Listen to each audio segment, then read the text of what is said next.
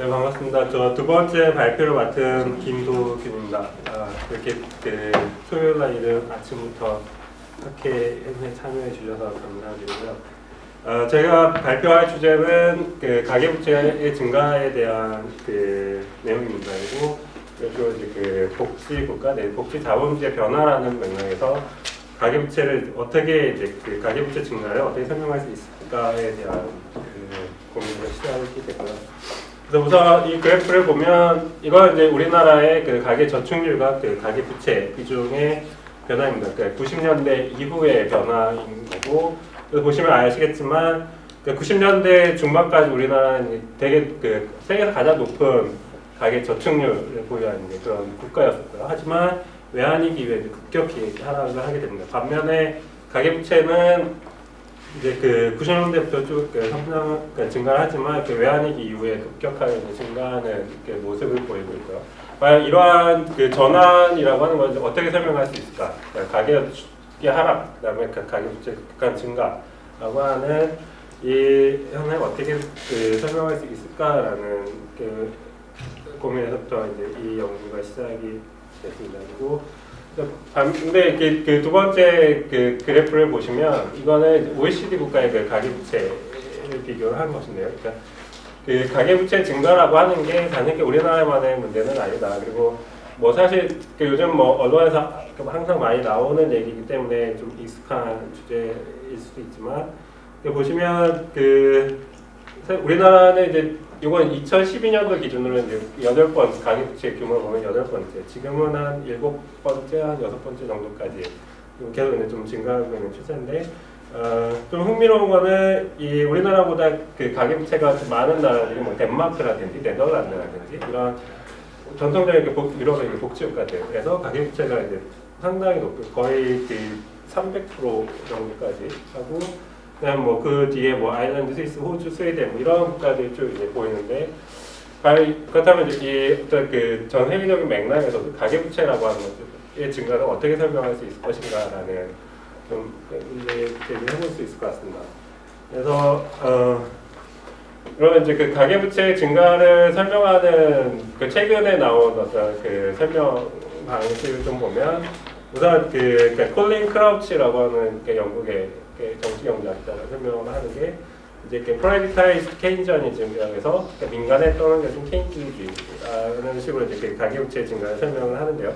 그러니까 이거는 과거에는 케인주의적인 어떤 정치경제 시스템에서는 국가가 빚을 져서라도 뭐 이제 가계 어떤 가계 소득을 보존해주는 복지급여라든지 뭐 완전 고용을 추구한다든지 이런 방식의 모델이었다고 한다면. 지금의 어떤 방식이라고 하는 건 국가가 빚을 져서 이렇게 하는 것이 아니라 아예 이거를 이제 가계에다 떠넘기는 방식에서 뭐 금리를 저금리 정책을 써서 그리고 어떤 금융혁신 통해서 가계에 막대한 대출을 하는 방식으로 해서 가계가 알아서 어떤 부족한 소득을 보전한다라든지 뭐 실업에 처했을 때도 뭐 이런 식으로 해서 이거를 민간에 떠넘겨진 케인주의라는 방식으로 이제 설명하고 있습니다. 그래서 이거는 어떤 케인주의적인 정치경제 시스템의 변화를 통해서 설명할 수 있다라고 얘기를 하고 있고요. 그 다음에 근데 이 어떤 국가 부채에서 이제 가계 부채로 어떤 중심 이동을 하는 것이 단순히 그냥 이렇게 전환이 되는 건 아니다. 그래서 볼프강 슈트릭이라고 하는 독일의 또 이게 비교 정치경제학자가 이제 설명한 거는. 그러니까 초기에는 사실 그래서 이 가계부채 증가라고 하는 거는 유럽적인 맥락에서는 복지국가의 이제 축소라는 것과 이제 그 맥락에서 이제 봐야 된다는 것인데, 근데 이게 초기에 80년대에 레이거노믹스라든지 대처리즘이라든지 이런 신보수주의 정권들이 복지국가를 축소하려고 이제 시도를 많이 했었죠. 하지만 그 당시에 어떤 복지국가의 축소라고 하는 거는 성공적이지 못했습니다. 사회적인 반발이 워낙 심했기 때문에. 그래서 이 밑에 그래프를 보시면 까만색 실선이 국가부채 증가라고 하는 건데 80년대 국가부채 비중이 빠르게 증가를 하게 됩니다. 이렇게 복지국가의 축소를 시도하던 이 그래프는 미국의 이제 경우를 보여주는 것이고요. 그래서 80년대 그 레이건 정부 하에서 복지국가 축소를 하지만 그럼에도 불구하고 이제 그 국가 부채라고 하는 것들이 빠르게 증가할 수밖에 없었던 상황인데 90년대 들어서면서 이게 이제 관계가 역전이 된다는 것이죠. 그러니까 이게 국가 부채라고 하는 거는 축소가 되는 반면에 이제 가계 부채가 이제 빠르게 증가를 하게 되는데 이게 그 사실 그 가계 부채 증가라고 하는 것은 국가 부채의 증가로 인한 어떤 그 재정 주책이라고 하는 것이 강화가 되면서 90년대 이후에 증가를 하게 된다. 그래서 볼프강 슈트릭 같은 경우는 이거를 이제 어떻게 축적과 정당성의 위기라고 하는 차원에서 설명을 하고 있고, 그러니까 민주화된 어떻게 자본주의 하에서는 국가가 그러니까 정부가 아무리 신보수주의적인 정부라고 하더라도 이거를 어떻게 단순히 복지국가를 축소한다거나 이런 것들이 이렇게 성공적이지 못하고 뭔가 하나의 대안적인 시도들을 이제 할 수밖에 없는데 그 대안적인 시도로 추가됐던 게 이제 가계부채라는 방식으로 뭔가 복지국가 축소라든지 그러니까 실질 소득 하락이라든지 이런 부분들을 커버를 하려고 이제 정책 전환하게 됐다라는 식으로 설명을 하고 있습니다. 그래서 큰 틀에서 보면 이제 가계부채의 증가라고 하는 거는 이제 복지국가 축소의 맥락 아니면 케인즈주의의 어떤 케인즈주의적인 정책인적 시스템의 실패 맥락에서 이제 이해를 해볼 수 있다라는 것이죠. 근데 이런 볼프강 슈트릭이든 포진 크라우치 식의 논의가 이제 좀 더 이렇게 정교하게 생각해 볼 필요가 있는데, 그러니까 이 두 설명 같은 경우에는 실제로 최근에 가계부채 증가라고 하는 것이 주로 이제 부동산 시장과 관련이 된다라는 거. 그러니까 주택담보대출 증가라든지 이런 주택 구입이라고 하는 것과 관련이 된다라는 부분들을 충분히 이제 설명을 못하는 것 같습니다. 좀 거시적인 맥락에서 변화를 이제 설명을 하긴 하지만, 그래서 그 부분을 좀 같이 고려를 해야 되는 것이 아닌가. 그래서 저는 이 자산 기반 복지라는 맥락에서 가계부채 증가를 좀 더 정교하게 설명해 볼 필요가 있다라는 생각이 들고요.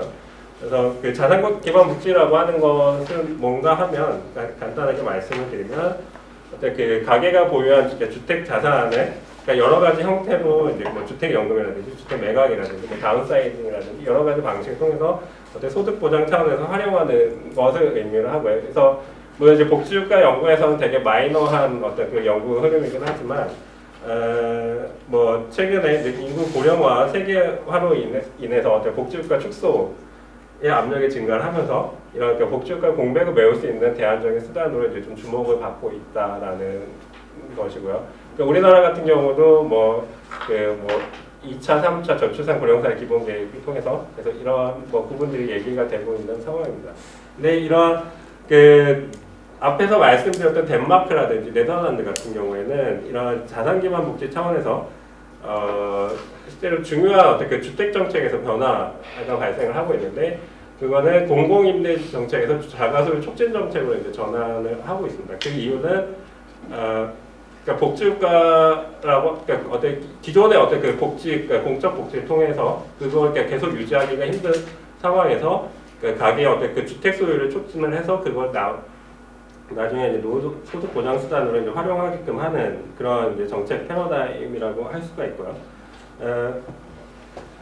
그래서 이런 식으로 해서 이제 어떤 복지 자산 기반 복지라는 맥락에서 이제 가계부채 증가라는 걸 좀 설명을 해 볼 수 있을 텐데, 요거는 그 전에 좀 더 복지국가 주택 소유의 관계를 그래프를 보여주고 있습니다. 그래서 일단 요거는 좀 넘어가고요. 그래서 요 다음 그래프는 룩셈부르크 인컴 스터디 자료를 가지고서 대표적인 몇 개 나라의 주택 소유율을 보여주고 있습니다. 연령에 따른 어떤 주택 소유율인데요. 그래서 가로축은 그러니까 20대부터 해서 오른쪽으로 갈수록 이제 60대, 70대 이렇게 증가를 하게 되는 것이고요. 그러니까 세로축은 주택 소유율을 보여주고 있습니다. 그래서 사실 전통적으로 아주 일반적인 상식으로 보면 당연히 나이가 연령이 증가할수록 주택 소유율은 증가하는 것이 이제 상식에 부합한다고 할 수가 있고, 까만색 그래프가 이제 까만 굵은 실선이 우리나라의 연령별 주택 소유율이 됩니다. 그러니까 나이가 증가할수록 주택 소유율이 계속 빠르게 증가하고 있죠. 그리고 맨 위에 있는 그래프 두 개의 그래프는 미국과 영국의 그 연령에 따른 주택 수율이 되고요. 보면 미국이나 영국 같은 경우에는 젊었을 때부터도 이미 주택 수율이 한 40, 50% 정도에서 시작을 합니다. 매우 높게 시작을 해서 그 나이가 들면 거의 한 80% 이상까지 이제 그 주택 수율이 증가하는 것을 알 수가 있고요. 근데 여기서 되게 흥미로운 것이 이제 덴마크나 네덜란드인데요. 네덜란드 같은 경우에 이제 그 가운데 있고요. 그 젊은 층의 주택 수율이 높고 나이가 들수록 급격하게 하락하는 것을 볼 수가 있습니다. 그러니까 이것은 왜 그런가 하면 그 주택 정책 자체가 그 자가수요 촉진 정책으로 전환하게 되면서 기존 세대들 같은 경우에는 이미 젊었을 때부터 공공임대주택에서 살아왔었고 지금도 이제 공공임대에서 사는 계층이 많지만 젊은 세대들은 어떤 그 주택 정책의 전환으로 인해서 자기 집을 가지고 있는 경우가 많다는 얘기입니다. 덴마크 같은 경우도 그렇고요. 그래서 보면 그 젊은 층의 이제 주택 수율이 더 높게 나타나는 모습을 보여주고 있고, 사실 이 덴마크랑 네덜란드 같은 경우 가계부채가 급격하게 증가한 중요한 이유 중에 하나는 이렇게 주택 정책의 전환, 그리고 어떤 복지국가의 어떤 패러다임 전환과 맞물리는 어떤 변화라고 이제 볼 수 있을 것 같습니다. 그래서 그 복지국가는 복지자본주의 변화와 그 가계부채 증가라는 거를 이제 그 유럽 복지국가 사례를 통해서 좀 그 확인을 해볼 수 있을 것 같고요. 그러면 이제 우리나라 같은 경우에는 그러면 이제 어떻게 이제 이걸 설명할 수 있을까요? 그 복지국가의 변화 아니면 그 복지 자본주의라는 맥락에서 가계부채의 증가를 이제 설명을 할 수 있을까라는 문제가 이제 제기가 되는데요. 저는 이걸 우선 우리나라 같은 경우에는 이런 자산 기반 복지 규범이라고 하는 거는 외환위기 이전부터 이제 그 지속이 돼 왔었다. 뭐 유럽의 복지국가라는 거는 최근에 어떤 그 복지국가 축소의 맥락에서 자산 기반 복지라고 하는 게 좀 그 관심을 주목을 끌고 있지만, 사실 우리나라 같은 경우에는 이미 산업화 민주화 시기부터 해서 또 부동산에 대한 의존성이 컸었고, 부동산이라고 하는 게 단순히 어떤 그 중산층의 욕망의 문제로만은 좀 보기 힘든 측면이 있다. 이게 되게 중요한 그 생활보장 수단으로 이제 활용이 돼 왔었던 것이기 때문에 이러한 그 자산 기반 복지 규범이라고 하는 게 되게 강한 사회였었고, 이것이 그 외환위기 이후에 그러니까 DJ 노무현 정부 들어서 복지권 확대 뭐 이런 얘기가 나왔지만 실제로 그 외환위기 이후에도 이러한 그 자산 기반 복지 규범이 강하게 유지가 돼 오고 있었다라는 것. 그 다음에 근데 외환위기 이전에는 그 금융정책이라고 하는 게 기본적으로 이제 그 산업금융 중심으로 이제 그 짜여져 있었고, 가계 부채라고 하는 거, 가계가 은행에서 돈을 빌린다는 건 사실상 거의 불가능한 시절이었었던 반면에 외환위기 이후에 소비자 금융을 이제 그 촉진하는 방식의 금융정책 전환이라고 하는 게 이렇게 전개가 되면서 그 가계저축 중심에서 가계부채 중심으로의 급격한 이제 전환이 이루어지게 되는 것이 아닌가, 이런 좀 그 가설을 제안을 해보는 것이고요. 그래서 이런 측면에 한번 그 외환위기 이후에 가계부채 증가라는 걸 좀 설명을 해보도록 하겠습니다. 그래서 우선 이제 우리가 가계부채라고 하면 뭐 이제 그 주된 비중이 이제 그 주택담보대출이지만 뭐 그 외에도 이제 저소득층 신용대출이라든지 뭐 자영업대출이라든지 이런 부분들이 계속 얘기가 많이 되고 있죠. 그리고 저소득층 신용대출은 뭐 복지국가의 관계가 가장 밀접하게 보이는 부분이라고 할 수 있습니다. 그러니까 국가가 제대로 이제 소득 보장을 못하기 때문에 저소득층에서 어떤 그런 그 소득 갭을 극복하기 위해서 이제 그 대출에 의존하는 형태라고 할 수가 있고요. 뭐 자영업 대출 같은 경우에는 좀 더 그 관계가 뭐 명료하지는 않지만 그 베이비 부머들의 그 은퇴 이후의 자영업 진출이라고 하는 것들 결국 보면 그 노후보장 시스템의 어떤 부재로 인해서 발생하는 하나의 그 현상이라고 볼 수가 있고, 가장 좀 설명이 좀 쉽지 않은 부분이 이제 그 뭐 주택담보대출, 전세자금대출의 증가라고 할 수 있을 것 같습니다. 그리고 이 부분에 대해서 되게 뭐 연구소라든지 이런 데서 많이 이제 뭐 얘기가 되고 원인 진단도 되고 있지만, 저는 좀 더 이제 아까도 뭐 좀 전에도 말씀드린 것처럼 좀 더 그 정치 경제적인 맥락에서 그리고 복지국가라는 맥락에서 한번 이걸 이제 설명을 해보려고 했던 것이고요. 그리고 뭐 전세자금 대출 같은 경우는 큰 틀에서 보면 그러니까 주택담보대출의 한 그 카테고리로 이제 분류를 해볼 수 있지 않나 이런 생각을 하고 있습니다. 그래서 이거는 뭐 다들 아시겠지만 우리나라 외환위기 이후에 가계부채를 주도했던 거는 이제 주택담보대출이다라는 것들을 다시 좀 확인을 하는 그림이고요. 그리고 이 가계부채 이거는 이제 가계부채 증가가 어때 주택가격 지수의 증가랑 거의 동형적으로 움직이는 것을 통해서도 이제 확인을 해볼 수가 있습니다. 그래서 요거는 전국의 이제 주택가격 지수 그리고 서울의 주택가격 지수와 그다음에 가계부채 증가를 이제 같이 보여주는 것이고 거의 2000년대 들어서 가계부채 증가라고 하는 거는 주택가격 상승이랑 같이 움직인다라는 걸 확인을 해볼 수 있습니다. 그래서 가계부채 증가의 가장 중요한 변수 중에 하나가 이제 주택이라고 할 수가 있고요. 근데 우리나라 가계부채의 주된 특징이랑 다른 나라와 비교했을 때 특징 중에 하나는 이 가계부채가 주로 이제 중고소득층을 중심으로 해서 이제 주도가 됐다라는 거. 주로 이제 4분위, 5분위가 거의 가계부채의 상당 부분을 이제 차지하고 있다라는 거고요. 이것이 이제 다른 나라와 다른 좀 특징이 아닌가라는 생각이 들고 또 하나는 이게 주로 이제 중고령층을 중심으로 주도가 됐다라는. 그래서 뭐 덴마크나 네덜란드 사례 같은 경우에는 좀 이제 젊은 층에 이제 의해서 주도됐다고 이제 볼 수가 있고, 이거 덴마크나 네덜란드는 제가 이제 좀 더 이제 확인을 연구를 좀 더 해야 되는 부분이 있지만 제 생각에는 좀 젊은 층 중심으로 이제 가는 것이 아닌가. 반면에 우리나라 가계부채 같은 경우에는 주로 이것이 이제 중고령층에 의해서 주도가 되고 있다라는 측면이 있고, 하나가 이제 자영업부채 같은 경우, 또 하나가 이제 주택담보대출 같은 경우도 그렇다라는 것이고요. 그리고 요 표는 보면 인구 센서스 자료를 가지고서 정리를 한 것입니다. 2005년도 기준이고요. 그러니까 연령별 주택 수요율은 아까 이제 그래프를 통해서도 이제 보여드렸지만 그 가운데 있는 거는 이제 다주택 소유율이 됩니다. 그러니까 보통 우리나라 저거 집 한 채 이상, 뭐 두 채, 세 채 정도 가지고 있는 다주택 소유율 보유를 연령별로 보더라도 이게 피크는 50대에서 피크가 되고요. 그 다음에 60대로 넘어가면서 이제 급격히 하락하는 것을 볼 수가 있습니다. 그러니까 이것은 사실 이제 주로 이 가계부채라고 하는 게 중고소득의 중고령자들이 이제 주도했고, 이들이 주로 이제 다주택을 이제 보유하게 되는 모습을 보여주는 거라고 생각이 되고요. 그래서 가계부채 증가의 주된 목적 아니면은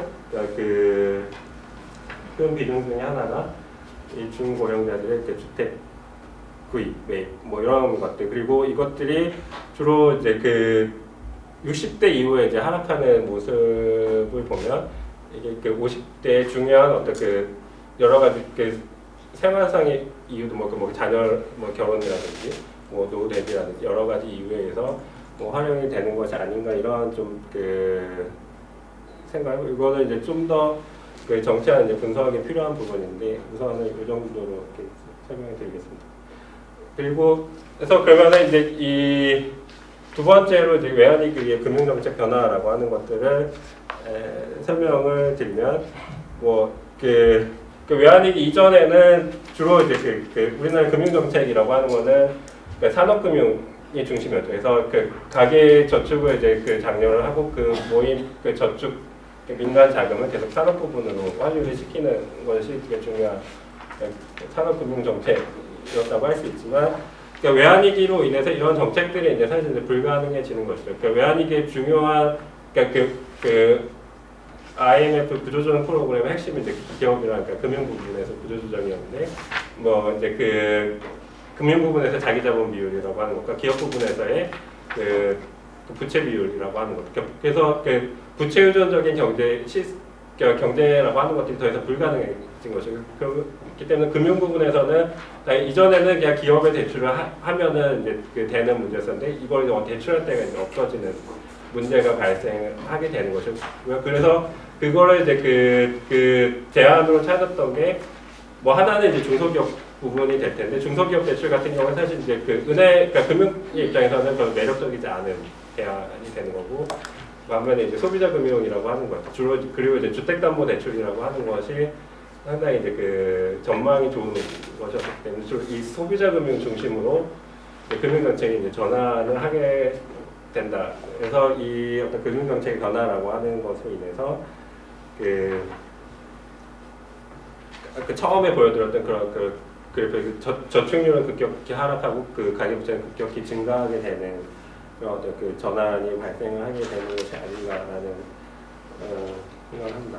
그리고 마지막으로 그 복지개혁의 맥락에서 우리나라 이제 복지개혁의 맥락에서 이제 다시 말씀을 드리면 사실 DJ 노무현 때 이제 우리나라 복지국가의 이륙, 복지국가 성장 이런 얘기 많이 했었지만 실제로 우리나라가 이제 이 복지국가 이륙에 성공한 어떤 예외적인 국가인가라는 질문 하나, 아니면은 어떤 금융화된 복지자본주의 어떤 대표적인 사례로 볼 수 있을 것인가라는 질문을 던져볼 수 있을 것 같고요. 저는 그래서 이거를 공적 복지의 확대에도 불구하고 여전히 그런 적어도 미들 클래스의 복지 욕구를 충족할 수 없는 그런 상황에서 자산기반 복지 규모는 이제 지속되고 있는 것이 아닌가. 그리고 실질임금 하락과 노동 유연화 저금리 정책 하에서 어떤 주택 마련에 대한 가계부채 의존성이 증가하고 있는 것이 아닌가라는 생각을 합니다. 그래서 마지막으로 결론은 아니고 연구의 함의를 좀 말씀을 드리면 금융화 복지자본주의 관계인데 그래서 최근에 어떤 복지국가 축소라는 것들이 좀 얘기가 되면서 그러면 이 복지국가 공백이라고 하는 것들을 어떻게 이제 해결하고 있느냐. 그래서 주로 이제 금융시장이 상당히 이 기존의 복지국가가 담당하던 많은 역할들을 이제 담당을 하게 되는데요.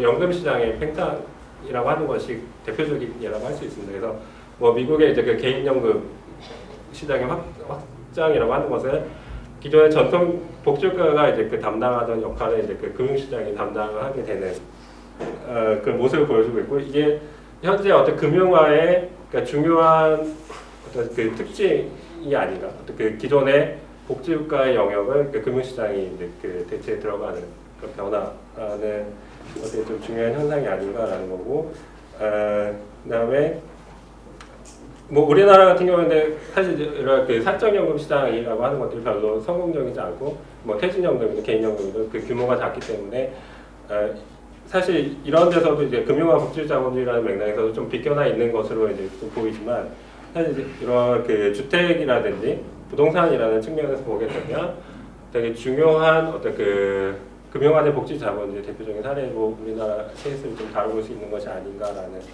그런 생각. 합니다. 예, 이상으로 발표 마치겠습니다.